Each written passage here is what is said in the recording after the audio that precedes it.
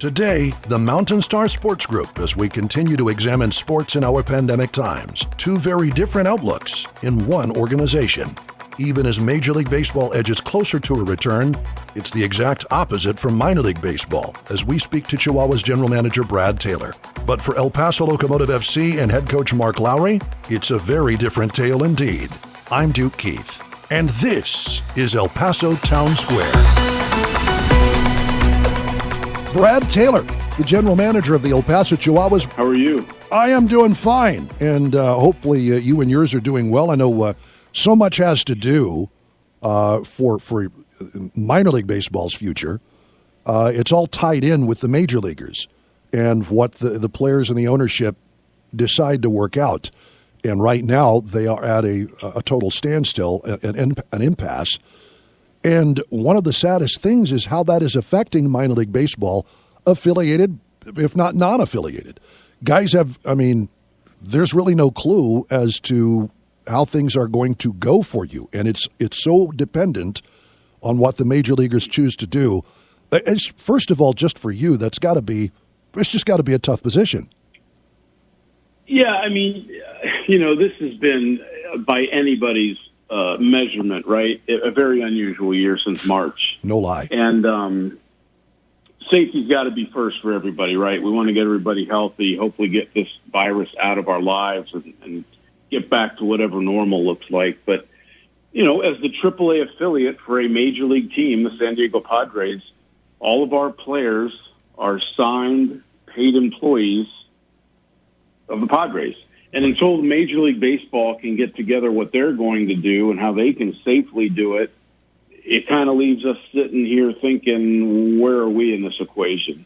To be candid with everybody, I didn't think I'd be sitting here still wondering what may or may not happen. Wow. Every day that passes by is not really a great sign, to be honest with you, because, most people who are familiar with us now know our season ends on Labor Day, unless we make the playoffs, which we've been fortunate enough to do 4 of our 6 years. But time is dwindling, and we're just kind of waiting to see what direction the major leagues take and then what that may mean for us. Well, as it relates to you, and we'll get back to the rest of baseball in a bit, but how wonderful is it to have an ownership group like MountainStar Sports Group? Because I talk to the Locomotive guys a lot, and I know that they're just it's a wonderful thing to have that kind of rock solid base. That's got to be helpful for you as you go about your business. Not really knowing what some guy who's the multimillionaires and the billionaires in ownership are going to decide about their own futures. Yeah, it's been great to obviously spend.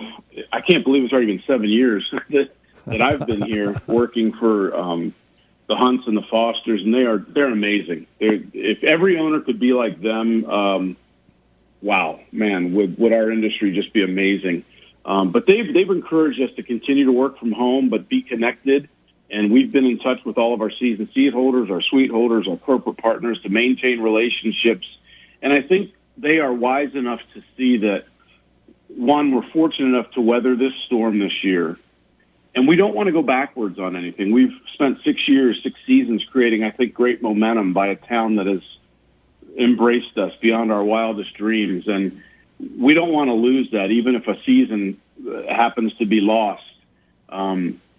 We're able to keep our staff together and work forward so that we can kill it in 2021, if that's what we end up having to focus on. So we've got great supportive ownership group to do that, to keep us together. And it's funny, I'm actually on a phone call right now, and that seems odd to me because I spend more time on Zoom calls now with various meetings and staff meetings and departmental meetings. So it's kind of weird to just be on a phone call and not see anybody right now.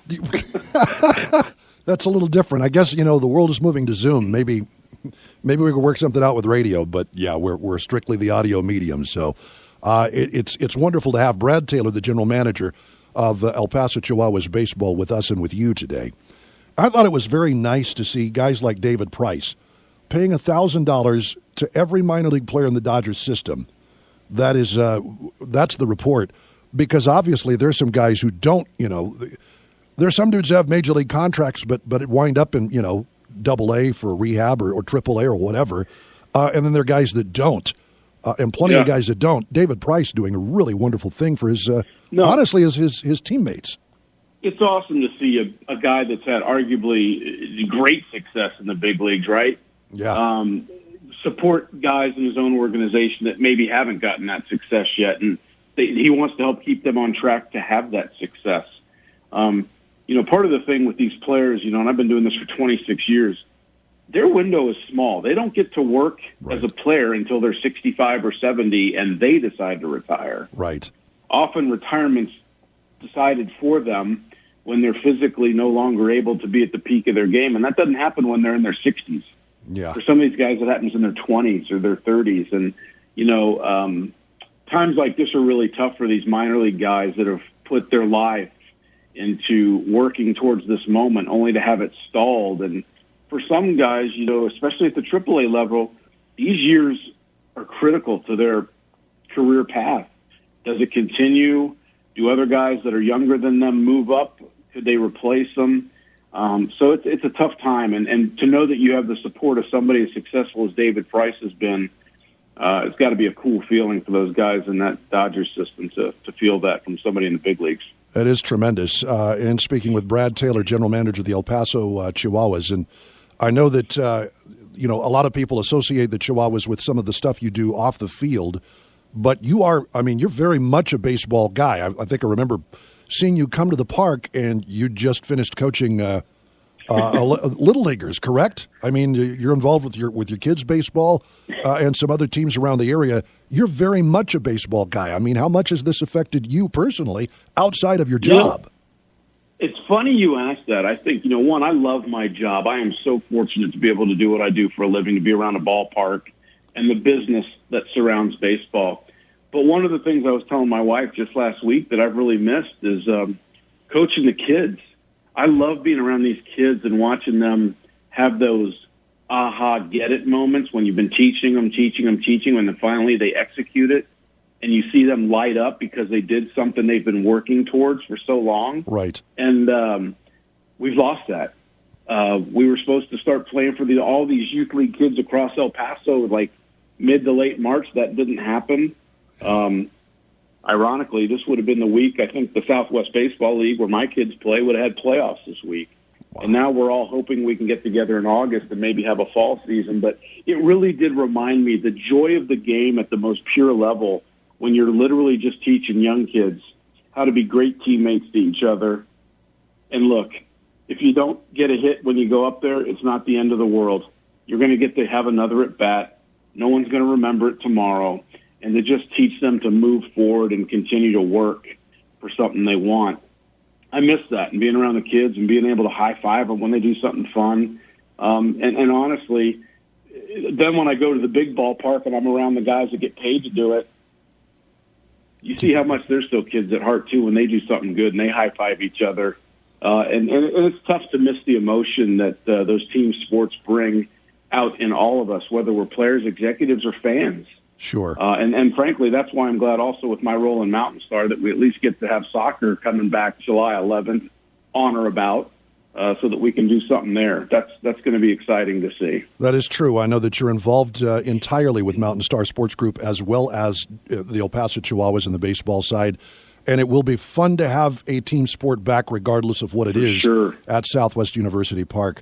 Brad, we appreciate you spending some time with us and all the best to you and to your family and to your El Paso Chihuahuas family, too. You guys still do such wonderful work in the community. We've had the privilege of hosting 2 graduations at the ballpark, Mountain View High School and then Horizon High School, and it's been great to just have people back in the park again. It's different. They're socially distanced. We have hand sanitizer. We clean the stadium differently. Yeah. People are wearing masks right now. But I got to tell you, it was really cool just to be around other people again and watch them having a good time. I tell you what, the party we're going to have when it's all said and done is just going to be tremendous, and we look forward to that day. And we look forward to having Chihuahuas baseball back in El Paso. Brad Taylor, the general manager of the El Paso Chihuahuas, with us and with you. For more information, call 915-533-BASE or visit epchihuahuas.com. Brad, thanks very much for your time. Duke, thanks. You bet. See you, everybody. Have a good weekend. You too, Brad. Thank you. Brad Taylor with us and with you. Let's take a break. When we come back, Mark Lowry, speaking of Locomotive FC, we'll be speaking with the Locomotive FC head coach about the team's preparation for a season that is now on as of July 11th. That's next. This is El Paso Townsquare.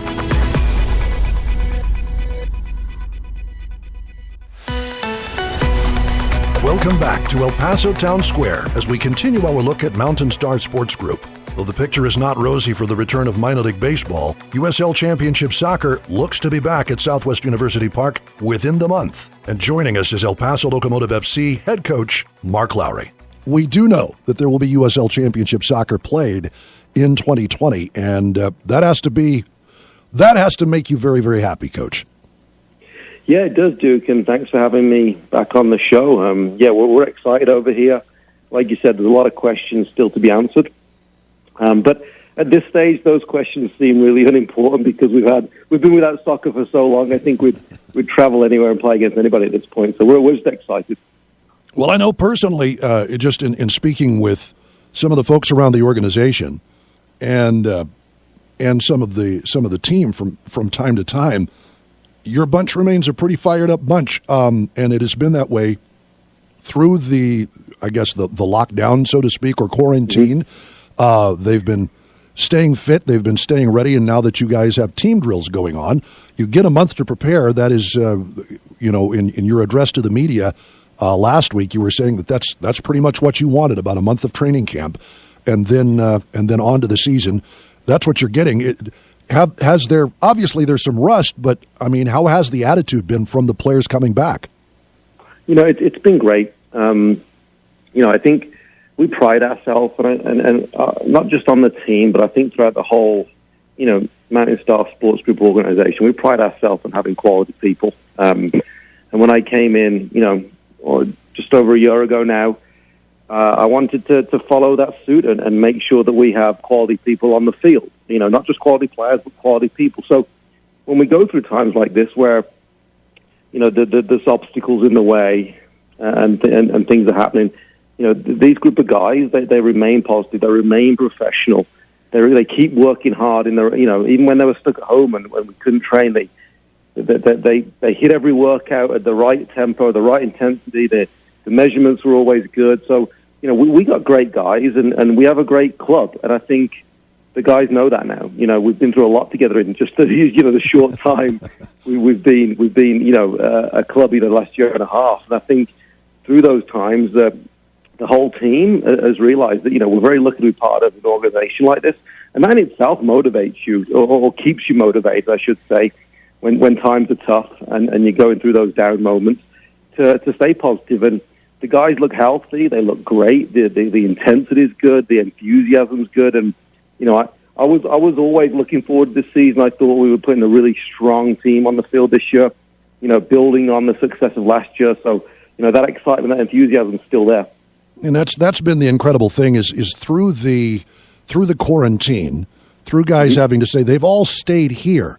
Everybody's been here all the way through. And that speaks also to the strength of MountainStar Sports Group, to the strength of the team off the field, to keep everybody engaged like that, correct?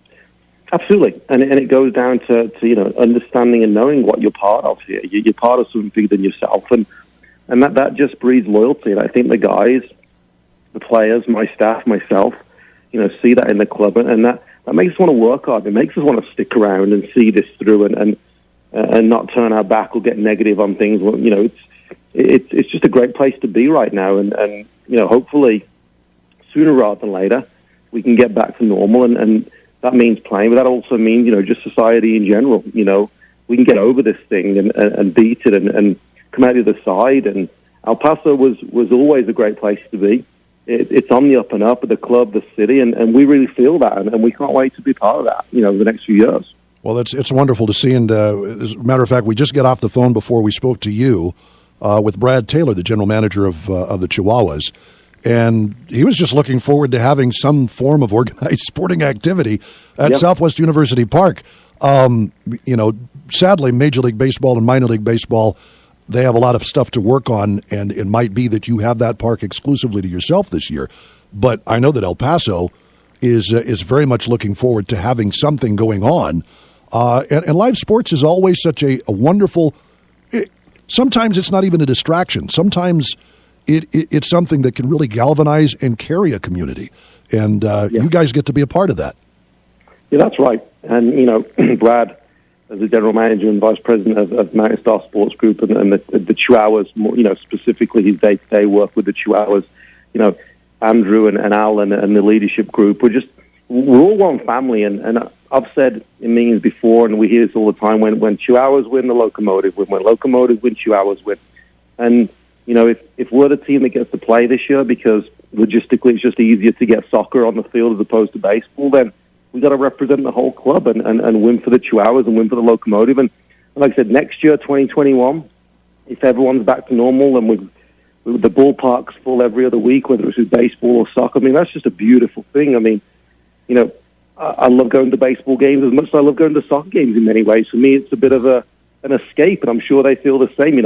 When they're at their baseball games, it's work for them, but when the soccer comes on, they get to, see it from just a different viewpoint. And I think we make each other stronger just by being in the same ballpark, in the same building on a day-to-day basis. And, the support we get from them is fantastic. And like Brad said, just having some events back in the city, right. At the stadium, the stadium's really become almost the center of downtown, probably not geographically, but in terms of the emotional center and the atmosphere of downtown, and a lot of things happen in that stadium. And it's been quiet now for a few months, so we just can't wait to get people back in there and get that excitement and that atmosphere going again. That's really wonderful. And to think it has been, just under 3 months. I was there for your radio show just after your first match. 0-0 draw with Orange County. I don't know, how things are going to, because I know there were some teams that got in 2 games, others that most like you just got in 1. And so there's no telling how it's all going to be counted at the end. But we had just started the season and just had to ramp things down immediately, and you could kind of see it coming. But we were talking about the team you had put on the field. All of these guys are here. All of them remain fired up. And you have a team, there are some sides that will go younger.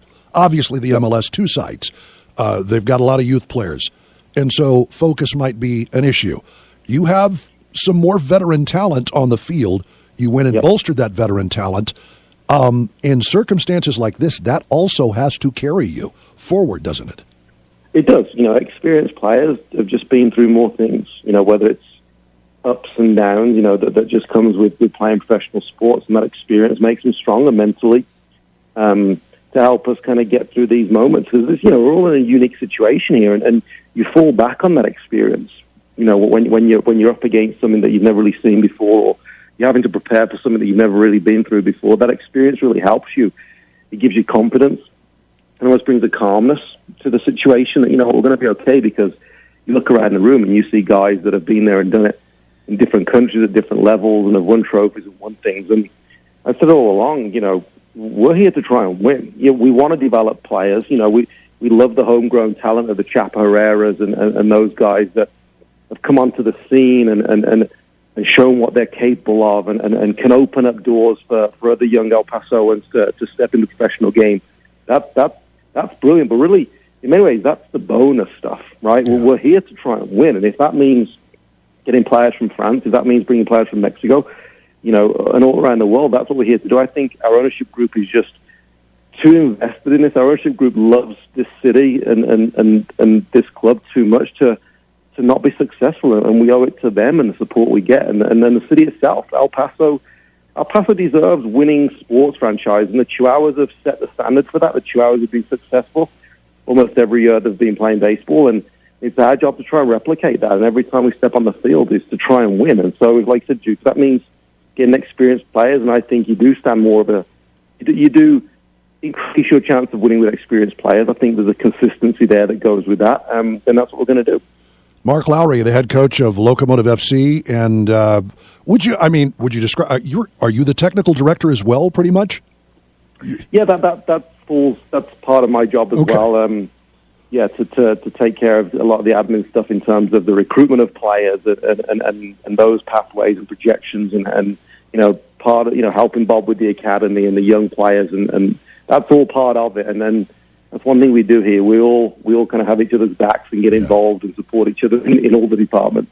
That's a good thing. And as you kind of get back on the field, who has impressed you in the early going, and who do you think fans might want to keep an eye on this year? That's a good question. That's a good question. This break has allowed us to have a look at a couple of things and maybe reposition a couple of guys, and get to work on them with one or two different things where we think they're better suited for. I think there's obviously players like that we saw last season, the Chiro and Tokos, the Richie Ryan, Brian Rebella, and those guys, they bring a consistency. Andrew Fox, right? There's a list of games last season. We know what they're bringing to the table, but I think you'll see Marius Lomas score a lot of goals this season. He's been firing in training. He's a new player to El Paso, and this time has really allowed him to maybe just settle a little bit. And then Distel Zola and Dylan Mara's moved families here from, Dylan from Miami and then Distel from France. Even though, we want him playing, we want him to get kind of the football acclimation. A big part of it is getting the lifestyle acclimation as well, and that can only be achieved through time in El Paso. Settling down, getting the kids in schools, getting the house set up, getting your cars here, all the stuff that goes into it. It's allowed them that breathing space maybe that they wouldn't have had, right, to figure some things out. So I think you're going to see the new players really come into their own now because they've had the time on the ground floor, if you will, in El Paso, getting used to the culture here and how we work and just their teammates in general. We haven't seen them on the field in games, but just being around each other, which we've been now for the last month or so, will really help them with that process. But I think you'll see Marius Lomas score a lot of goals this season. He's looking exciting from an attacking standpoint. And, I think the one player that might surprise a few people, and we all know that Dylan Mares, he's done a lot in the game already in the US at Indy 11 and at Miami. And Distel Zola's coming in with a pretty good resume from France, and Marius has scored goals in USL before. They're kind of known entities, right? I think Saeed Robinson's going to surprise a few people. Saeed's got a lot of talent, and I don't think Saeed's been used in the right way over the course of his career so far. I think at the club he's been at in the past, he's been misunderstood as a player, and I think we've figured him out. I think we've figured out where his best position is now, and I think you'll see Saeed Robinson make a big impact for the team. He's going to give us a different dimension in the middle of the field that we maybe haven't had before. That's outstanding, and very much looking forward to it. July 11th, there is still quite a bit up in the air, as you pointed out earlier, just in terms of how the USL is going to sort things out. But it seems like it's going to be a lot more regionally based, and that I would think is going to be good, just in terms of keeping the rivalry against some of the teams in the area. Obviously, there's a Phoenix, who knows exactly where they're going to be in relation to what goes on the West Coast, because they're kind of right in between everything. But New Mexico, certainly, San Antonio, Austin, a lot of the big-time rivals from right here in the Lone Star State, as well as just north of us, will probably play a big role in who El Paso Locomotive FC faces this year.